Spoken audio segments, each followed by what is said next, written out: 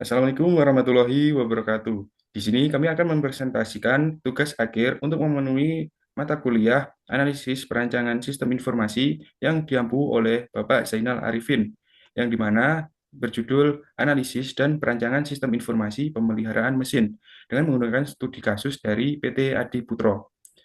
Sebelumnya, perkenalkan anggota kami, saya sendiri, Andri Triansyah Putra, dengan NIM 230516608253. Saya Aditya Cahyo Pratama Putra dengan NIM 2305166094889. Dan saya Gigi Bagus Eka Pramudia dengan NIM 2305166000971.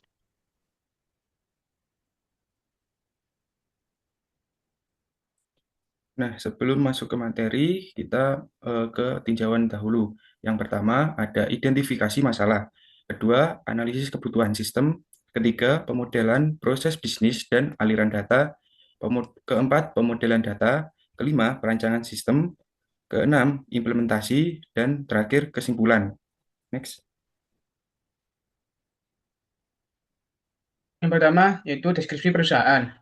PT Adiputra Wira Sejati adalah perusahaan karuser yang bergerak dalam pembuatan body bus dan minibus.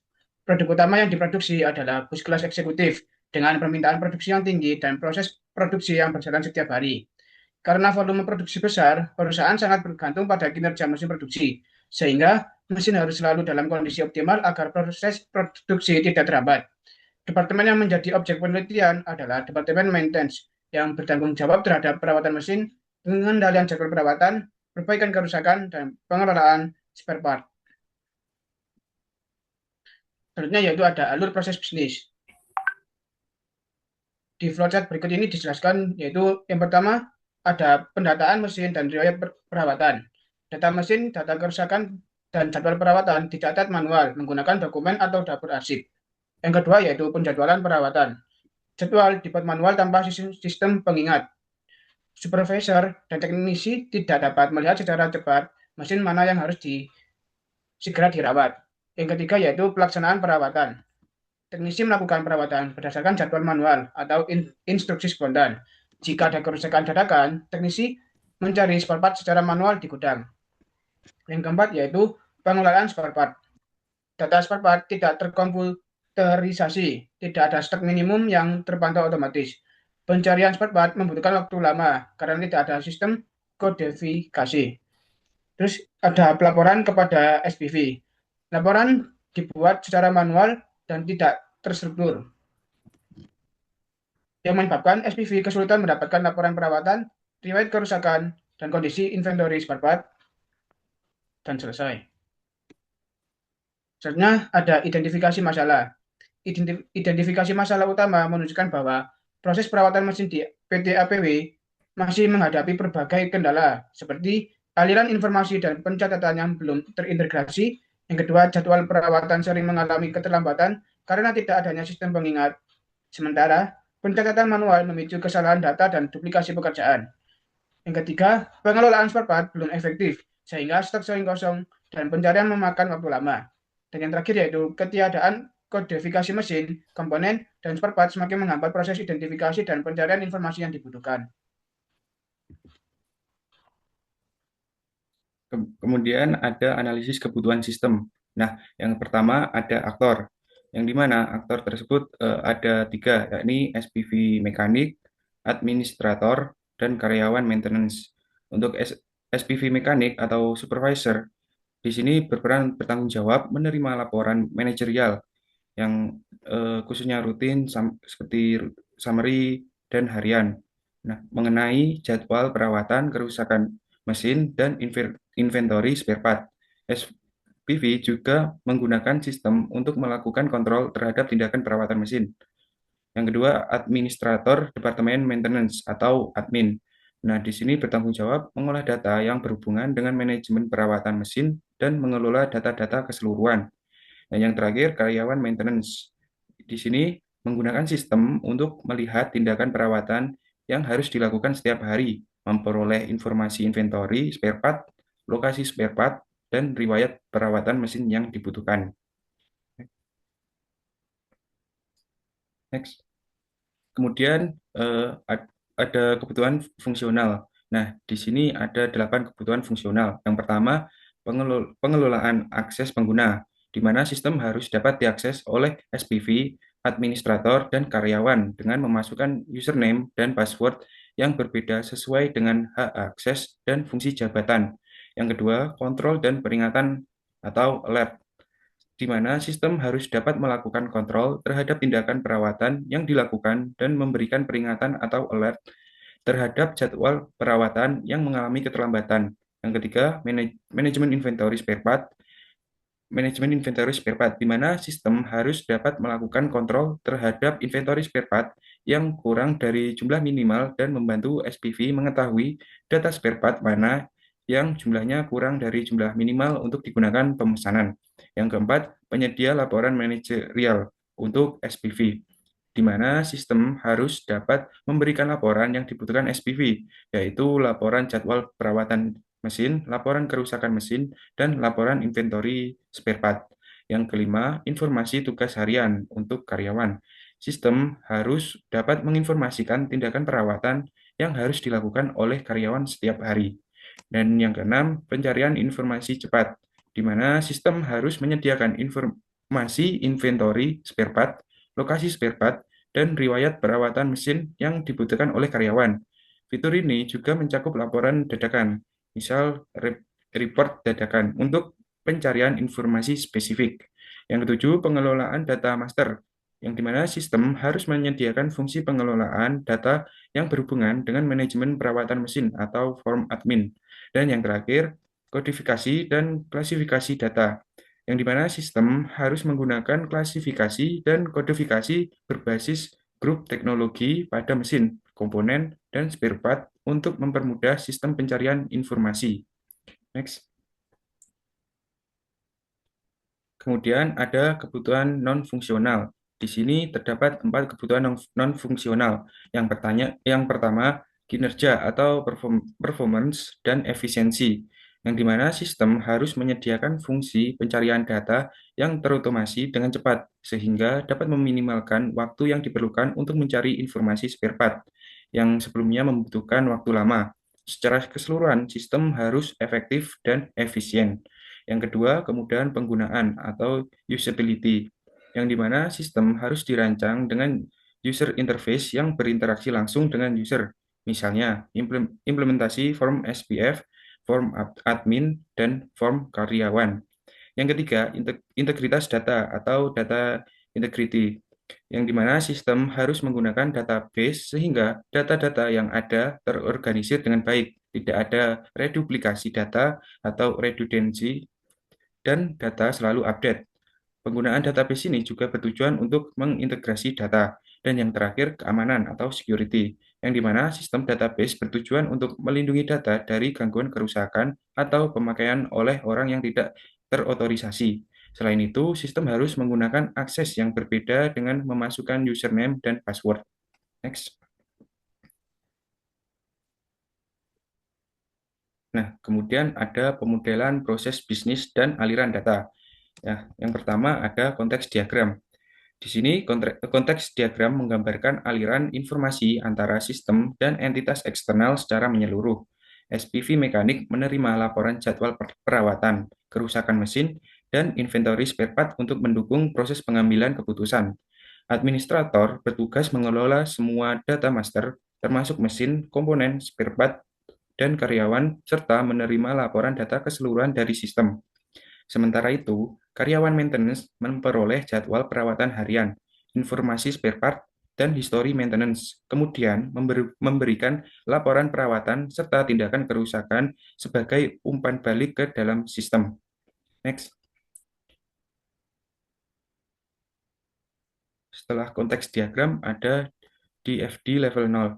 Di DFD level 0 merangkum 5 proses inti dalam sistem. Manajemen data master menangani input, pembaruan, dan kodifikasi data mesin, komponen, spare part, dan karyawan menggunakan grup teknologi. Lalu, menyimpannya dalam database terstruktur. Manajemen jadwal perawatan menyusun dan mengatur jadwal preventif maupun korektif, memberikan alert keterlambatan, dan menampilkan jadwal harian bagi karyawan. Manajemen kerusakan mesin mencatat laporan kerusakan dari karyawan, menyimpan histori, dan menyiapkan data untuk analisis. Manajemen inventory spare part memantau jumlah dan lokasi spare part, memberi peringatan bila stok di bawah minimum, serta menyediakan informasi ketersediaan. Sementara pembuatan laporan menghasilkan rangkuman jadwal perawatan, kerusakan mesin, dan inventory spare part sesuai kebutuhan SPV. Next. Kemudian ada DFD level 1, yang dimana DFD level 1 pada proses 1.0 merangkum 4 subproses. Inti pengelolaan data master, input atau update data mesin, mencatat dan memperbarui identitas mesin yang menjadi dasar relasi dengan komponen dan spare part. Input atau update data spare part mengelola informasi spare part beserta jumlah minimal dan lokasi penyimpanannya untuk mendukung pengendalian stok. Input atau update data karyawan mencakup pencatatan data karyawan maintenance yang diperlukan untuk penugasan pekerjaan. Sementara itu, kodifikasi grup teknologi memberi kode pada mesin, komponen, dan spare part melalui struktur hierarki dan atribut sehingga pencarian data menjadi lebih cepat dan terorganisasi. Next. Baik, selanjutnya yaitu pemodelan data. Di gambar tersebut yaitu Entity Relation Diagram atau disebut ERD, yaitu adalah diagram yang digunakan untuk memodelkan struktur data dalam suatu sistem dengan menunjukkan entitas atau objek data, atributnya, dan hubungan antar entitas tersebut. Fungsi utama ERD adalah memvisualisasikan bagaimana data saling terhubung. Terus ada membantu merancang database sebelum dibuat dan mengidentifikasi kebutuhan data dalam sistem dan menjadi blueprint untuk pembuatan tabel di database. Pada gambar tersebut yaitu ERD di PT ABW. Selanjutnya yaitu entitas dan atribut di PT Adiputra Wira Sejati. Di entitas terdapat ada departemen, jenis mesin, komponen, spare part, karyawan, kerusakan mesin, tindakan perawatan, dan jadwal perawatan. Untuk atributnya yaitu di entitas departemen terdapat atribut kode departemen dan nama departemen. Di entitas jenis mesin mempunyai atribut yaitu kode jenis dan jenis mesin. Untuk entitas mesin terdapat kode mesin, kode jenis nama mesin, kode departemen, merek, model kapasitas, series, tahun, dan fungsi. Di entitas komponen terdapat atribut yaitu kode komponen, kode mesin, part, merek, tahun. Dan untuk entitas spare part terdapat atribut kode spare part, kode mesin, kode komponen, nama spare part, merek, tahun, jumlah minimal, stok, lokasi, dan letak. Untuk entitas karyawan terdapat atribut kode karyawan, nomor unit, nama karyawan, status jabatan, alamat, telepon, tanggal lahir, tahun mulai kerja, pendidikan akhir, institusi, dan tahun lulus. Untuk entitas kerusakan mesin, terdapat atribut yaitu kode kerusakan, kode mesin, kode komponen, kode karyawan, tanggal kerusakan, jenis kerusakan, keterangan, kode karyawan, penggantian spare part, tanggal selesai, dan cek. Untuk entitas tindakan perawatan, terdapat atribut kode tindakan, jenis tindakan, dan tindakan. Dan yang terakhir yaitu entitas jadwal perawatan, mempunyai atribut kode jadwal, kode jenis, kode tindakan, kode mesin, kode karyawan, prioritas, tanggal, keterangan, cek, tanggal selesai, jam selesai. Dari entitas dan atribut tersebut mempunyai relasi seperti relasi departemen, entitas departemen, dan entitas mesin. Terus ada juga relasi komponen sama spare part, terus ada relasi mesin dan kerusakan mesin, terus ada relasi komponen dengan kerusakan mesin, dan seterusnya. Baik, selanjutnya yaitu perancangan sistem. Jadi perancangan sistem untuk perusahaan PT Adiputra ini dibuat dengan berdasarkan spesifikasi dan desain yang telah dirancang sebelumnya. Dengan melakukan pengembangan database, modul, serta antarmuka menggunakan VBA pada Microsoft Access. Sebagai contoh implementasi awal dari sistem, tentunya prototipe ini dibuat sebagai gambaran awal untuk melihat bagaimana sistem bekerja dan bagaimana tampilan user interface untuk masing-masing pengguna.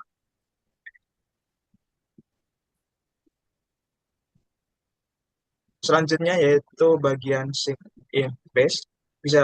Bisa dilihat dari gambar berikut bahwasanya pada gambar terlihat bahwa halaman sync in page ini sebagai pintu masuk utama pengguna untuk mengakses sistem informasi manajemen perawatan mesin. Untuk siapa saja pengguna yang dapat mengakses pada sistem informasi ini, yaitu bisa dilihat ada supervisor maintenance atau SPV, lalu administrator maintenance, dan yang terakhir ada karyawan atau teknisi maintenance. Tentunya hal ini penting juga untuk menjaga keamanan sekaligus membedakan fungsi setiap aktor pada sistem maintenance.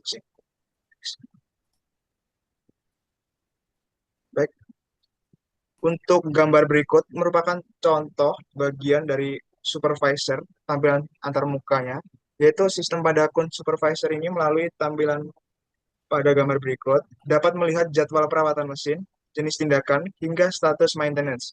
Gambar ini juga termasuk pada bagian desain UI atau mockup karena menunjukkan bagaimana data ditampilkan kepada user ketika sistem digunakan.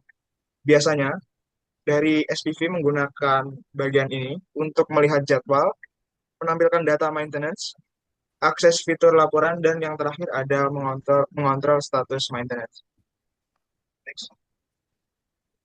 Baik, selanjutnya adalah bagian report. Jadi bagian halaman laporan ini dapat menampilkan informasi perawatan berdasarkan periode tertentu. Bisa dilihat pada contoh gambar berikut bahwasanya report jadwal laporan mesin digunakan untuk melihat laporan perawatan dengan jangka waktu tertentu. Dan di bawahnya merupakan output dari pilihan tanggal yang sudah ditentukan. Jadi untuk output laporan jadwal perawatan mesin ini untuk periode yang dipilih berhasil ditampilkan, yaitu berisikan dengan daftar mesin, tanggal perawatan, jenis tindakan, dan juga serta status pelaksanaannya. Melalui hal ini, supervisor dapat menghasilkan laporan kapan saja, baik untuk kebutuhan harian, bulanan, maupun laporan evaluasi berkala. Next. Selanjutnya adalah alur penggunaan dari perancangan sistem, yaitu oleh user. Jadi flowchart ini menunjukkan alur pengguna sistem dimulai dari login pengguna, kemudian sistem memverifikasi hak akses user. Bisa dilihat ada 3 pilihan yaitu SPV, admin, dan juga karyawan. Jika user adalah SPV, maka dapat melihat laporan dan jadwal. Lalu untuk admin, dapat menginput data mesin dan juga spare part, sedangkan karyawan bisa melihat jadwal harian, dan tentunya proses ini diakhiri dengan logout setelah tugas selesai dilakukan. Baik, untuk rencana implementasi untuk studi kasus ini, yaitu dari kami ada 3, yaitu yang pertama ada teknologi yang diusulkan, lalu ada risiko dan kendala implementasi, dan juga yang terakhir ada solusi awal. Untuk teknologi yang diusulkan, untuk database kita merekomendasikan MySQL, dan untuk aplikasinya menggunakan WebPage atau PHP atau Node.js. If framework menggunakan Bootstrap, Vue, atau React. Dapat menggunakan metode grup teknologi. Dan untuk risiko dan kendala implementasi yaitu perubahan sistem dari manual ke digital menggunakan adaptasi user, kebutuhan pelatihan operator dan SPV, data lama harus dimigrasikan dengan ke database baru, lalu integrasi antar data mesin, komponen dan spare part cukup kompleks, dan yang terakhir ada kemungkinan error jika data spare part dan kodifikasi tidak konsisten. Lalu untuk solusi awal, yang pertama dari kami ada pelatihan teknisi dan juga admin dan SPV secara bertahap agar mereka dapat mengetahui untuk penggunaan dari sistem yang sudah dirancang. Lalu ada penyusunan SOP, input data spare part dan mesin, agar sesuai dengan SOP yang diturunkan oleh perusahaan tersebut. Lalu ada pembersihan dan verifikasi data sebelum migrasi. Selanjutnya ada fitur alert atau validasi input agar data tidak salah. Implementasi bertahap, modul per modul, dan yang terakhir ada sistem dibuat role based untuk memudahkan kontrol database. Nah, baik, sekian presentasi dari kelompok kami. Apabila ada kurang lebihnya, kami mohon maaf. Wassalamualaikum warahmatullahi wabarakatuh.